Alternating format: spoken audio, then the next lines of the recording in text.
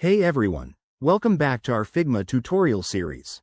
Today, we're tackling how to create variants in Figma 2025, a feature that's revolutionizing how designers manage components for more efficient workflows.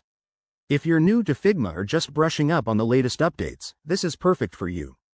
Variants let you create multiple versions of a single component, like different sizes or colors, without duplicating your work. It's a game changer for 2025's design trends, saving time and keeping your files organized. First things first, make sure you have the latest version of Figma installed. Head to their website if you need to update. Open your Figma file and select the component you want to turn into variants. This could be a button or an icon. Once selected, head over to the right-hand panel where you'll find the Variants section. If it's not there, double-check that your component is properly set up as a component instance.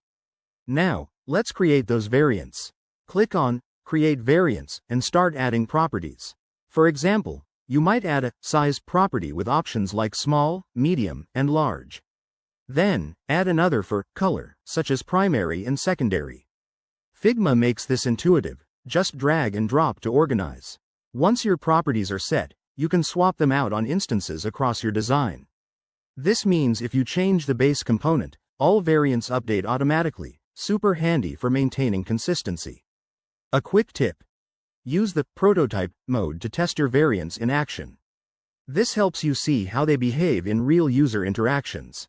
Remember, in 2025, Figma has enhanced auto layout with variants, so play around with that for responsive designs.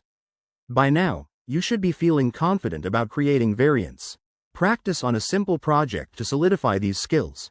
It's one of those features that pays off big time. If you found this helpful, hit that like button and subscribe for more Figma tips. Thanks for watching, and I'll see you in the next video.